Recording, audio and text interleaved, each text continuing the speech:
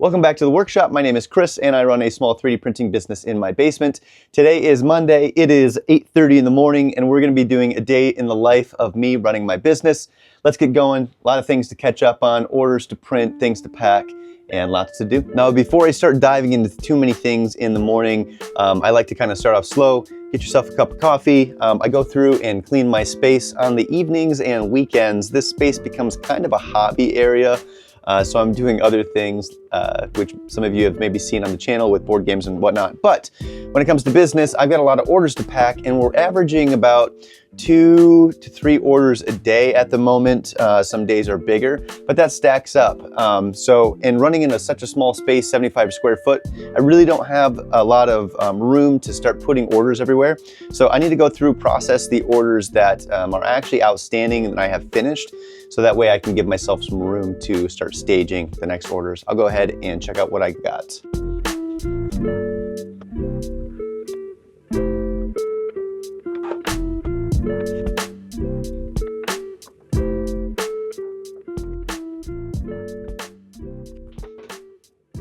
So here's a quick thing that I want to talk a little bit about. Some of these products take some assembly.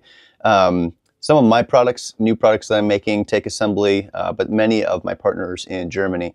And a lot of that is magnets. Now, magnets are a little bit tricky just because they can be time consuming and orientation matters. So if you're designing with magnets and you're able to do post-processing with like press fit or whatnot, it's really helpful to design some jigs that already have the orientation in there for you. And then it really takes the guesswork out of it. You can literally just chuck magnets onto here and then press fit the part with the magnets that you need. Make sure that the orientation is correct and it makes sure that they're in the correct position in relation to the part so the holes match up. Just have to find that where they nest together and then push down.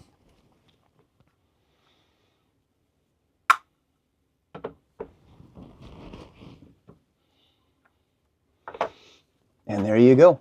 You've got them all locked in. So I like to do a once over to make sure that they're seated correctly, but it's as simple as that. Just a quick, simple jig, something to think about as you go through your design process. So let's talk a little bit about post-processing and packaging. So I'm going through the magnet process here and going to use the heat gun just to get rid of some stringing, which should be no problem. In this case, I actually forgot to include something on a previous order. So I'm going back and making sure that all the parts are here. Now, something I like to do with all of my orders is actually print out the packing slip. That gives me a reference sheet to know what needs to go in the box. Because then once the box is all put together, I don't actually buy my label immediately. I like to do many orders at once. So I'll go ahead and tape the packing slip to the top of the box, and then when I have time, I'll order many shipping labels all at the same time. Just makes my life a lot easier to keep track of everything. You'll see this throughout the rest of the day, but these Gridfinity bins up here on the wall are super handy to store all my magnets and other hardware pieces. These brackets here for mounting Gridfinity onto a pegboard are on MakerWorld. I'll drop the link below. They're actually pretty helpful. All right, finally got some orders queued up. There's actually a couple pieces that I have to print off, so I need to get stuff moved so I can start printing those, and then we can get started on the next orders as well. I've got a backlog of about, I think, 10 or 12 orders in total right now. It actually won't take too long to go through those, but some of them take multiple plates, and then there's some assembly required for those as well.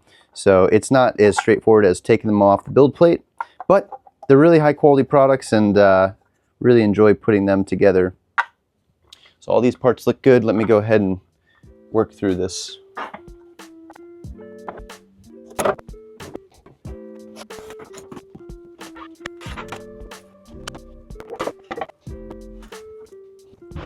All right, back to the computer now, and we can start getting some orders queued up on the printers, and they'll run all day.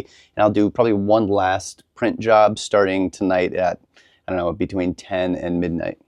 Now, I quick want to talk about a couple of philosophies for doing print jobs and queuing them up on the printers. The first one, which is what I do currently, is I have an order come in, I queue it up on the printer, and then when it's done, I start over a new printer. And I could have all 4 printers going, and they could be all running different jobs and starting and stopping at different times. You can see how that could quickly add up to a little bit of a headache if you're not able to be in your space throughout the day to be able to make those changeovers. But that way I'm utilizing the printers as much as possible to get the maximum quote efficiency out of them because I am here. Now, I will say at the beginning, when I started doing this, I really tried to look for a way to not do that. But unless you're selling one product and that one product is the same prints every time, it's really hard to do that batch work that drives lower cost and efficiency for your products. The other way would be to start a print at night, have it run overnight while you're sleeping, wake up, change it over in the morning, and then change it over maybe early afternoon or when that cycle is done. But again, that process really works best when you have the same product. Down the road, I think what will probably happen is when I get to bigger capacity with more printers, I will likely be running those printers at the same time within batches. So even with a whole bunch of different products, my goal would be to start prints all at the same time in the morning and then do a changeover at, I don't know, 5 or 4, whenever they end, and then do a changeover before bed. Because again, since I'm operating in my own space and I live here as well, it's easy just to come down and do that. But that's kind of the end goal. But remember, when you're starting off, you got to start small, which means things aren't always as efficient as they could be. All right, it is 9:30. I've got everything I can get done at the moment. All 4 printers are going. I've got orders on the way. Everything is assembled that can be. All I need to do is get a couple things off the printers and pack. I'll be able to make a trip to the post office later this afternoon or early tomorrow morning. But right now I'm in a holding pattern, so I'm gonna go make another pot of coffee so I can split that with my wife and then maybe dive into some computer work. Yeah, that sounds good. All right, quick update on the day progress. It's 12:43. A lot of stuff has been going on. I got orders changed over, and then I also got a whole bunch of stuff packed down here in this space, which is cool. That needs to go out later today. I'll take a trip to the post office.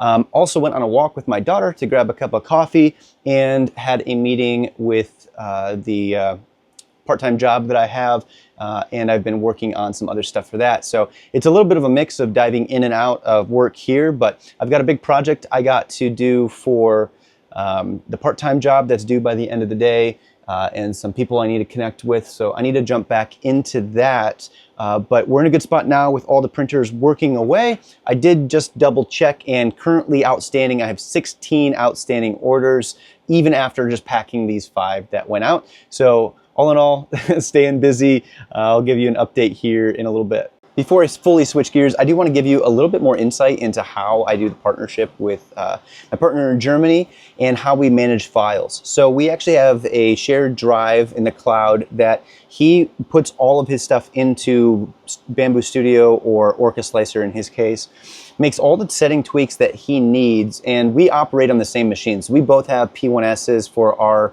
little print farms, and he'll upload those, and as any changes that come through, if he needs to tweak settings or update a part in there for whatever reason, it's going to be always updated on the cloud. Now, when I go through, we have a shared document that's got all of our orders that I need to process here in the US.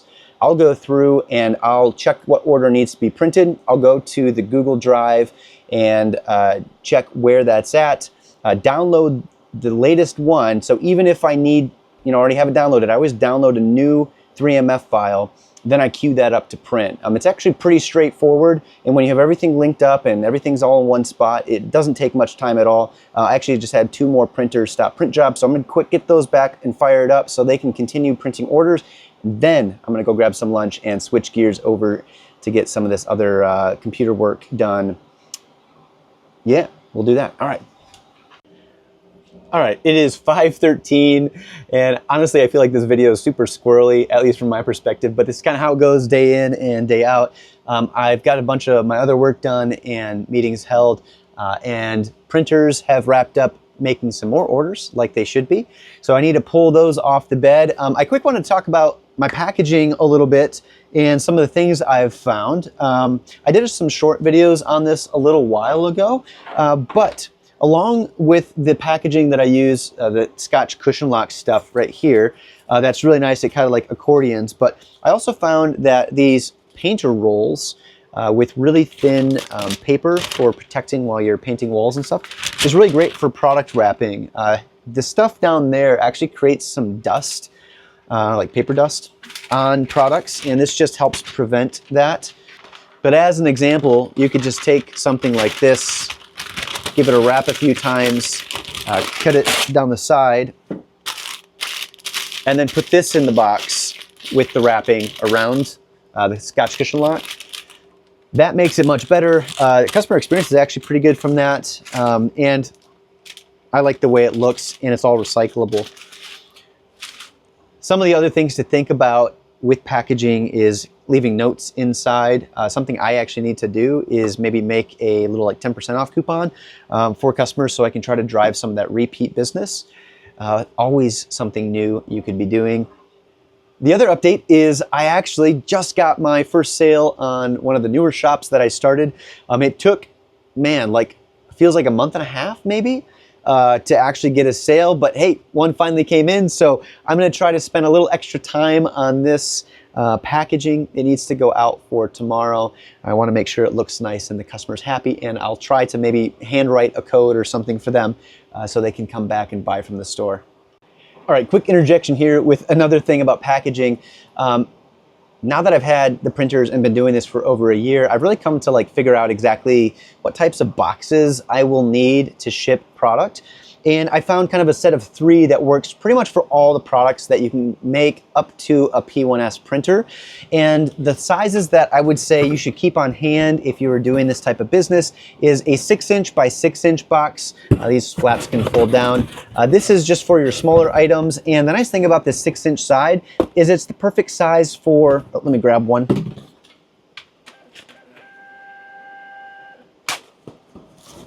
A shipping label. So the standard size for a shipping label here in the US is 6" by 4", and that fits nicely on a side. It doesn't have to be bent over or whatever. You can ship it with them all like cattywampus on the box, but I'll be honest, it's nice when it's on one flat side. So this would be the smallest box that I would get. Next up would be a 9" by 7" by 7" box. A little bit bigger, but allows for some nice sized items or ones that are longer. And then the big one I have is 12" by 12" by 7. And this fits the largest item. This is like a full print bed item, but not super, super tall. If you're printing like 12" by 12" by 12", which I think most people are not, this would need to be bigger, obviously. But those 3 boxes will pretty much cover the range of products that you most likely want to sell or print on a printer up to a P1S size, so 256 millimeters in each direction.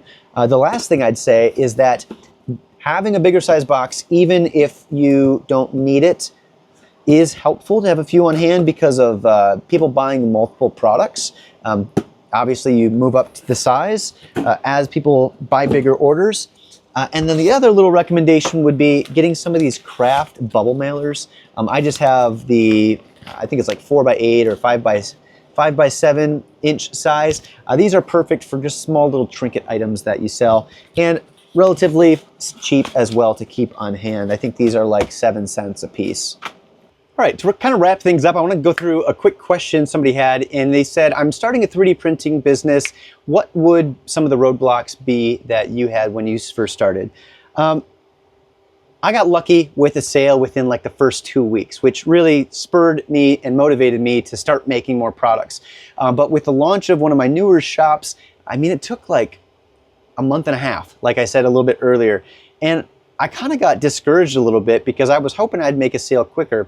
But I think that just goes to show you that it really is a timing, a product fit, and everything else.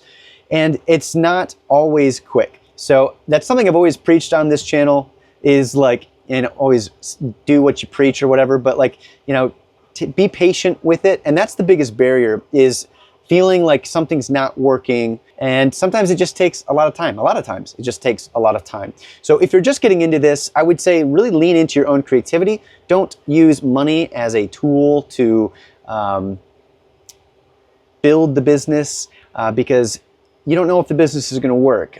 You know, it takes a lot of creativity. Lean on your creativity to build the business, and you'll find solutions that don't require extra money to make products and come up with new ideas. So that would be my thing, is if you're just starting, be patient and get creative with your brain, not your finances, to be able to make something like this work. I am very lucky to be in this position.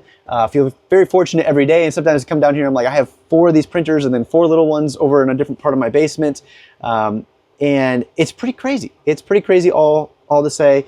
Right now, we are sitting at 60, actually let me double check here. Right now, we're sitting at 64 orders in total for the month, which is fantastic. It is the 21st of the day, so we're averaging 3 orders a day. Cannot complain about that. And going back to what I talked about, way back on trying to make this small business sustainable for my family, is going back to the how much profit can I get for each sale. So if I'm able to average across all the sales like $10 in profit, which is the minimum goal, that would be $600, right? Into my pocket at the end of the day for those sales. Now, that's not the reality because I'm averaging a much higher. We're looking at closer to maybe over $1,000 or $25 average order profit per sale that I get to take home. And we're in the slow season. So this is trying to give you some perspective on, like, I'm not at a point yet where I can support my family. I've talked about that before, but if you leave it in that perspective, I'm like, what's the minimum that I think I can manage capacity-wise? What's the minimum I think I need to make on an individual sale? It can give you some way to understand what you need to grow to make this something that can support you and your family. That's kind of what I'm doing. It's just taking a little time, but again, patience. All right, if you made it this far, thanks for sticking around. Honestly, this feels like a kind of a weird video to me. I'm not used to jumping in and out throughout the whole day to film. I normally sit down and try to knock it out all at once. But hey, stretching me to be a little bit better at the craft, I suppose.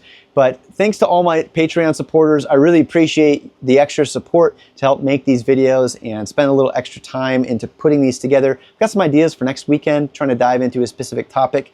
And then also, I will say, I had some really good feedback on my little worksheet for coming up with ideas, and it was some constructive criticism, and I really appreciate it. The comment was that they'd like to see a second sheet outlining the bullet points for each different reason why you should validate the 3D printing idea and how to validate those ideas. So that is in the works. I've been working on that one pager, the second page to go along with that idea worksheet, the idea launch pad. That will be coming out this week, and I'll be messaging you personally if that was you who reached out to me with the feedback. So thank you again. For all the other Patreon supporters, I really appreciate you being here. The extra support goes a long way. If you want to join the Patreon, we've got a few little extras in there that might help you out on your business journey.